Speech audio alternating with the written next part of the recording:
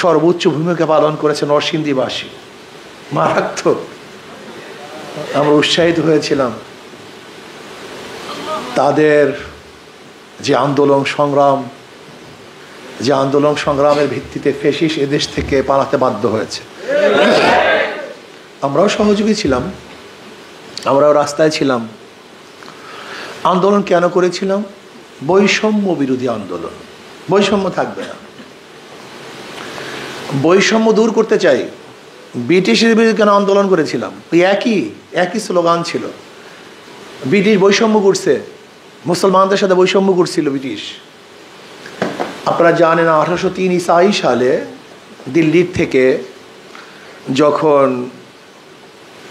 মুসলমান শাসক জাফরকে হটিয়ে দিল্লি দখল করে, সেই সময়তেই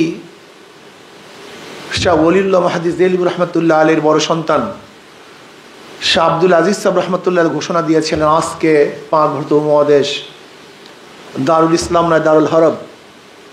এই ব্রিটিশদের বিরুদ্ধে আন্দোলন করা প্রত্যেকটা মুসলমানদের জন্য ফরজে আইন। সেই দিনই তো ব্রিটিশ হটাও আন্দোলনের সূচনা হয়েছিল।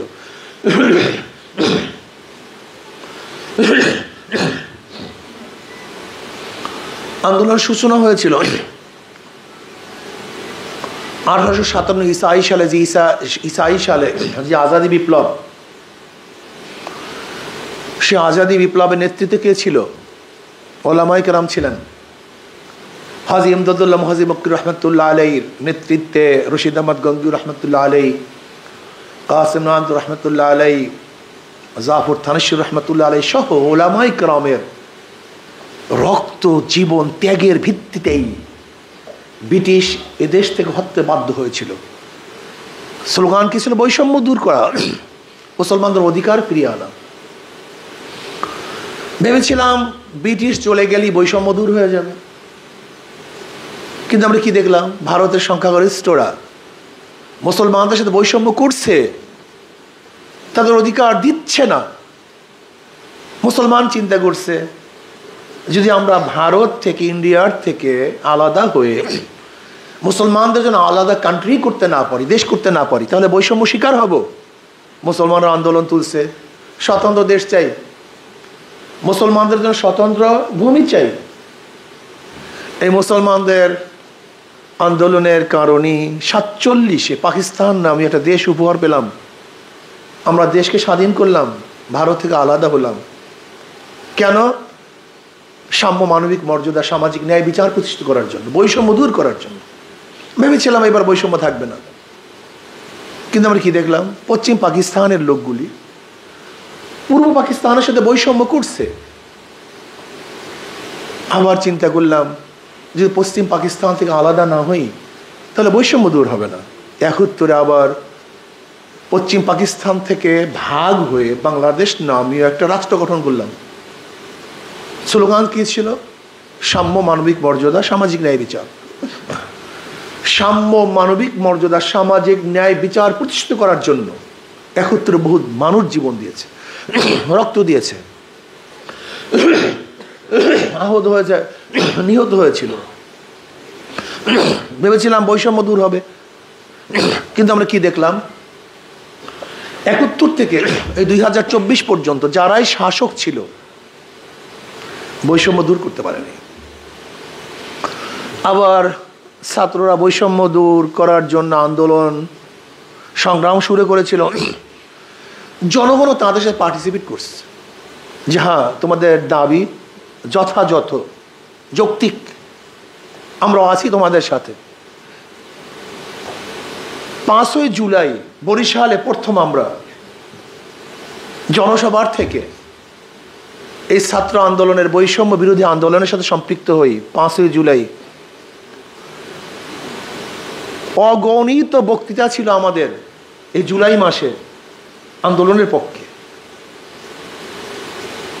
4 আগস্ট শাহবাগে গিয়ে আমরা বক্তব্য করেছিলাম যে আগামী 5 তারিখ, 5ই আগস্ট ওই গণভবন জনগণের, এই জনগণের গণভবন জনগণ দখল করবে। 4 তারিখের বিকালের বক্তৃতা ছিল আমার। আল্লাহর কি কৃষ্মা, আল্লাহ এমনভাবে কবুল করেছেন, সেই 5 তারিখই আমরা গণভবন দখল করেছিলাম। কেন? বৈষম্য দূর। কি ভাই, কি ছিল ভাই? সাম্য, মানবিক মর্যাদা, সামাজিক ন্যায় বিচার প্রতিষ্ঠিত হবে। প্রত্যেকটা মানুষ শান্তিতে বসবাস করবে, অধিকার ফিরে পাবে, বাকশক্তি স্বাধীনতা থাকবে, শ্রমজীবীদের শ্রমের অধিকার প্রতিষ্ঠিত হবে। এখন শিক্ষার্থী শিক্ষা করার অধিকার বাস্তবায়ন হবে। একজন মহিলা ইজ্জত আবরু নিয়ে চলাফেরা করবে। একজন গরিব মেহনতি মানুষ যেন দুমুঠো খেতে পারে, বস্ত্রহীন মানুষগুলি বস্ত্র পরতে পারে, গৃহহীন মানুষগুলি যেন একটু আশ্রয় পায়, যারা চিকিৎসাহীন ধুকে ধুকে মরছে আমরা যেন তাদের চিকিৎসার ব্যবস্থা করতে পারি। সাম্য, মানবিক মর্যাদা, সামাজিক ন্যায় বিচার প্রতিষ্ঠিত হবে। প্রত্যেক ধার্মিক তার অধিকার নিয়ে ধর্ম পালন করবে। যেখানে মুসলমানরা আল্লাহকে সেজদা করবে, হিন্দুরা মন্দিরে গিয়ে ইবাদত করবে, তাদের পূজা করবে, একজন খ্রিস্টান গির্জায় গিয়ে তপস্যা করবে, ধ্যান করবে, প্রেয়ার করবে। এর জন্য আমরা আন্দোলন করেছিলাম যে প্রত্যেকটা মানুষ তাদের অধিকার নিয়ে বসবাস করবে। কিন্তু আমরা কি দেখলাম? 5ই আগস্টের পরে আবারও সেই দখলদারি, আবারও জুলুম, আবারও অত্যাচার, আবারও অবিচার, আবারও নির্বিচারে হত্যা। ইউনিভার্সিটির মধ্যে, ঢাকা ইউনিভার্সিটির মধ্যে নির্বিচারে হত্যা, আবারও সেই দুর্নীতি, আবারও ঘুষ, আবার ঘুষের বাণিজ্য, আবার পুলিশের হুমকি ধমকি, আবার সেই প্রশাসন, সেই অবস্থা। কোনো পরিবর্তন দেখছি না, কোনো পরিবর্তন দেখছি না। ভেবেছিলাম ব্যবসায়ীরা ব্যবসা করবে, চাঁদা দিতে হবে না। একজন দোকানদার দোকানদারি করবে, তাকে বাড়তি কোনো খরচ, চাঁদা দিতে হবে না। এখন চাকরিজীবী চাকরি করবে, সেখানে ঘুষ প্রয়োগ করতে হবে না। একজন জমিওয়ালা তার জমি রেজিস্ট্রি করবে, যেখানে কোনো বিড়ম্বনার সম্ভাবনা থাকবে না। একজন মাজলুম সে বিচারকের কাছে বিচার চাবে, যেখানে ন্যায় বিচার প্রতিষ্ঠিত হবে, ন্যায় বিচার পাবে। কিন্তু কিচ্ছু না, সব জায়গায় গঞ্জাম, আবার মিথ্যা মামলা, পাহাড়ে পাহাড়ে মিথ্যা মামলা। এর কারণটা কি? আজকে দেখেছেন বাংলাদেশ নিয়ে কি গভীর ষড়যন্ত্র চলতেছে, কি চলতেছে বাংলাদেশ নিয়ে। আজকে সচিবালয় আগুন, এটা পরিকল্পিত আগুন, এটা অপরিকল্পিত নয়। যে সচিবালয় সবচেয়ে বেশি সুরক্ষিত থাকা উচিত ছিল, কিন্তু সরকার ব্যর্থ হয়েছে, সুরক্ষা করতে পারেনি। প্রশাসন ঢিলা ঢালা। এখন প্রশাসন কে চালায় তা আমরা জানি না। এখন সরকারকে অন্তর্বর্তীকালীন সরকার, না অঘোষিত বিএনপি সরকার, নাকি আর্মি সরকার, না আদৌ কোনো সরকার আছে কি নাই, আমরা কিছুই বুঝতে পারছি না। এরকম দেশ চলতে পারে না। এর কারণটা কি? এর কারণ হলো আমাদের শায়েখ মোর্শেদ নব্বরাল্লাহ মারকাদে অনেক আগে বলে গিয়েছেন, মাদার গাছ লাগিয়ে আমের আশা করা যায় না, তেঁতুল গাছ লাগিয়ে মিষ্টি ফলের আশা করা যায় না। দুর্নীতিবাজ, চোর, ডাকাত, বদমাশদের মাধ্যমে, ধর্ষণ এবং খুনের মাধ্যমে দেশকে দুর্নীতি মুক্ত করা যায় না। এই 53 বছর যারা ক্ষমতায় ছিল সবই দুর্নীতিবাজ। এই 53 বছর যারা ক্ষমতায় ছিল ওরাই দুর্নীতিতে 5 বার দেশকে চ্যাম্পিয়ন করেছে। একবার দুইবার না, 5 বার। এই খালেদার আমলে, বিএনপির আমলে ঘোষণা হয়েছে দুর্নীতিতে 5 বার দেশ চ্যাম্পিয়নশিপ লাভ করেছে। আওয়ামী লীগের আমলে হাজার হাজার লক্ষ লক্ষ কোটি কোটি টাকা পাচার হয়ে গেছে। আপনি কি দেখেছেন শেখ হাসিনার একজন পিয়ন 400 কোটি টাকার মালিক হয়েছে, 400 কোটি টাকার মালিক হয়েছে। এখন বাড়ছে 625 কোটি, হেলিকপ্টারে ঘুরে। আপনি চিন্তা করতে পারছেন লুটপাটের অবস্থা কোথায় গিয়ে বসছে? কোন কোন রিপোর্টের মধ্যে আছে 10 লক্ষ কোটি, কোন কোন রিপোর্টের মধ্যে 14 লক্ষ কোটি। শেষ রিপোর্ট হলো 18 লক্ষ কোটি টাকা বিদেশে পাচার হয়ে গেছে। 28 লক্ষ, কালকে দেখলাম 28 লক্ষ। ও কালকে 28 লক্ষ, আরো মানে প্রতিদিন বাড়তেছে। প্রথম দেখছি 10, এরপরে 14, এরপর 18, এখন 28 লক্ষ কোটি টাকা। বাংলাদেশে গতবার বাজেট হয়েছিল 7 লক্ষ কোটি। 3 সাতা 21 মানে 4 সাতা 28, 4 ডবল মানে 4 বারের বাজেটের টাকা বাংলাদেশের বিদেশে পাচার হয়ে গেছে। আপনি চিন্তা করতে পারছেন দেশের অবস্থাটা কোথায় গিয়ে বুঝছে? এমন কোনো জায়গা নাই যেখানে দুর্নীতি নেই। এমনকি দুর্নীতির অবস্থা কোথায় গিয়ে বুঝছে যে সরকার পরিবর্তন হওয়ার সাথে সাথে বাইতুল মোকাররমের ইমাম সাহেব পরিবর্তন হয়ে যায়। এখন বুঝেন দুর্নীতি কোথায় গিয়ে বুঝছে? মসজিদ পর্যন্ত, মানে দুর্নীতি গিয়ে বুঝছে মসজিদ পর্যন্ত। মসজিদ নিরাপত্তা ছিল না, নিরাপদ ছিল না, সেখানেও দুর্নীতি হয়েছে। মানে সরকার পরিবর্তন হয়েছে তো ইমাম সাহেব পরিবর্তন হয়ে গেছে। চিন্তা করতে পারছেন? গোটা দুনিয়ার মধ্যে ইতিহাস নাই এক সরকার পরিবর্তন হওয়ার পরে পুরো সংসদে সবাই পালিয়ে বেড়ায়, উপজেলার চেয়ারম্যানগুলি পালিয়ে বেড়ায়, ইউনিয়নের চেয়ারম্যানগুলি পালিয়ে বেড়ায়, এমনকি মেম্বার পর্যন্ত পালিয়ে বেড়ায়, সমস্ত সভাপতি সেক্রেটারি অধস্তন ওয়ার্ডের একজন দায়িত্বশীলী পালিয়ে বেড়ায়। এরকম ইতিহাস গোটা দুনিয়ার মধ্যে নেই। কিন্তু দুঃখের বিষয় হলো বিএনপি একই পথে হাঁটছে। ওহি আলু কি তরকারি জু পহলি থি সো আব ভি হ্যায়। এক কবি সাহেবের দরবারে এক খাদেম ছিল। তা কবি সাহেবের খেদমত করতে করতে কবি সাহেবের কিছু ভাবও তার মধ্যে চলে আসছে। এখন কবি সাহেব কবিতা লিখতেছে, সুতুম সাজি জুপাকারি জু পহলি থি সো আব ভি হ্যায়। সরকারের সেই অত্যাচার, অবিচার, জুলুম ওই প্রথম থেকে যেরকম ছিল আজও একই অবস্থায় আছে। এক মিসরা লিখে কবি সাহেব অন্য জায়গায় চলে গেছে। এবার খাদেম এসে দেখে যে এই এক মিসরা লিখছে, এখন সামনে আর এক মিসরা লিখতেছে, ওহি আলু কি তরকারি জু পহলি থি সো আব ভি হ্যায়। কবি সাহেবের দরবারে এসে প্রথম থেকে যে আলু তরকারি খাওয়া শুরু করছি, আজও সেই আলু তরকারি আর কোনো পরিবর্তন হয়নি, মাছ গোশত পাইলাম না। ওহি আলু কি তরকারি জু পহলি থি সো আব ভি হ্যায়। এই জুলুম, অত্যাচার, অবিচার এই 71 থেকে আজ পর্যন্ত যে শুরু হয়েছে এর কোনো পরিবর্তন। কিয়ামত পর্যন্ত রক্ত দিতে পারেন, জীবন দিতে পারেন, পরিবর্তন হবে না। আসল জায়গায় কেউ হাত দেয়নি। একজনের নাম এ, একজনের নাম বি, একজনের নাম সি। এও চোর, বিও চোর, সিও চোর। ক্ষমতা আছে, সে কি করবে? হটাও এ বসাও বি, সে কি করবে? হটাও বি বসাও সি, সে কি করবে? ব্যক্তি এবং দলের পরিবর্তন হয়েছে, নীতি আদর্শে পরিবর্তন হয়নি।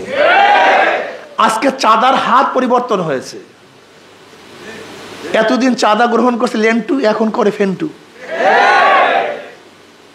এতদিন গুন্ডামি করতে ক্যান্টু, এখন গুন্ডামি লেন্টু।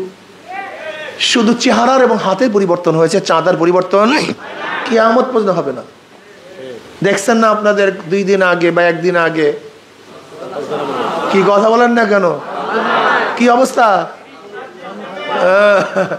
চলতে আছে, চলবে, এ পরিবর্তন হবে না। সব খাই খাই পার্টি। ছাত্র জনতা তোমরা কি জানো এই 51-53 বছর পর্যন্ত ওরা সিন্ডিকেট। তুই 5 বছর খাবি, 5 বছর আমি খাবো। 5 বছর তুই লুট করবি, 5 বছর আমি লুট করব। 5 বছর তুই জুলুম করবি, 5 বছর আমি জুলুম করব। 5 বছর তুই টেন্ডারবাজি করবি, 5 বছর আমি টেন্ডারবাজি করব।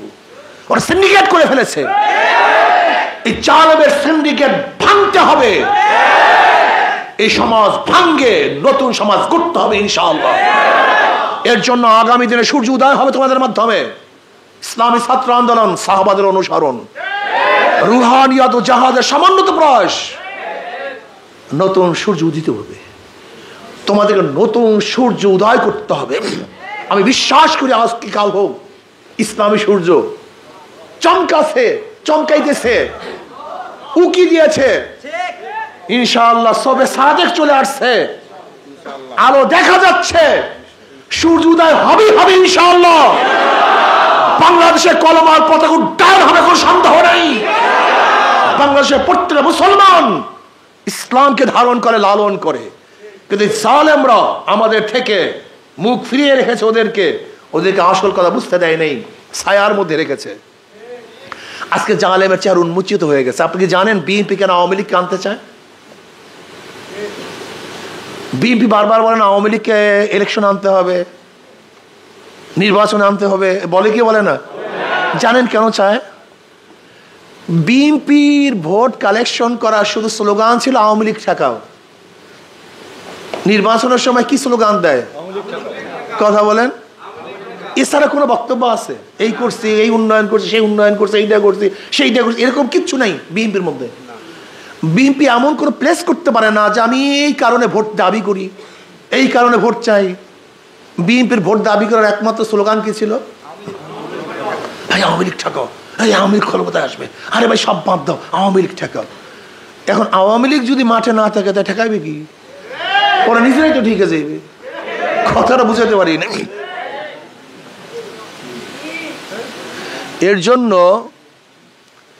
এর জন্য ওরা চায় এক ফেসিস আর এক ফেসিসকে ক্ষমতায় আনার জন্য, এক ফেসিস আর এক ফেসিসকে ক্ষমতায় বসাবার জন্য। কিন্তু আমরা সচেতন হয়েছি, এবার অন্য কোন ফেসিবাদ ক্ষমতা আসবে না, এবার ইসলামী শক্তি ক্ষমতা আসবে ইনশাআল্লাহ। ঐক্যবদ্ধ হও, ঐক্যবদ্ধভাবে কাজ করো, নহে সমাপ্ত কর্মমদের অবকাশ কোথায় বিশ্রামের? বিশ্রামের সময় নাই। ঘরে ঘরে দাঁড়ে দাঁড়ে দাওয়াতি কাজ করো, ঘুম নাই, নিদ্রা নাই, কোনো অবস্থাতেই বিশ্রাম নাই। ইসলামী হুকুমত হওয়ার আগে একজন কর্মী, একজন সৈনিক ঘুমাতে পারে না। ইনশাআল্লাহ ছাত্র আন্দোলনের প্রত্যেকটা ছাত্র অতন্ত্র প্রহরীর ন্যায় পাহারা দিবে, দাঁড়ে দাঁড়ে মানুষের ঘুরবে। মনে রাখতে হবে, মদ বিক্রেতার ঘরে সবাই আসে, কিন্তু দুধ বিক্রেতা সবাই ঘরে যায়। দিনের দাওয়াত দিয়ে সবাই ঘরে যেতে হবে, কিন্তু যারা সালেম চুরি এবং ডাকাতি করার জন্য ওদের কাছে সবাই আসবে। এর জন্য সত্যকে ছড়িয়ে দেওয়ার জন্য তোমাকে আমাকে কাজ করতে হবে, অক্লান্ত পরিশ্রম করতে হবে। ইনশাআল্লাহ প্রত্যেকটা ছাত্রের কাছে যেতে হবে, মানুষকে ঘুরতে হবে, বুঝাতে হবে যে শান্তি একমাত্র ইসলামের মধ্যে, অন্য কোনো আদর্শের মধ্যে শান্তি নাই, মুক্তি নাই।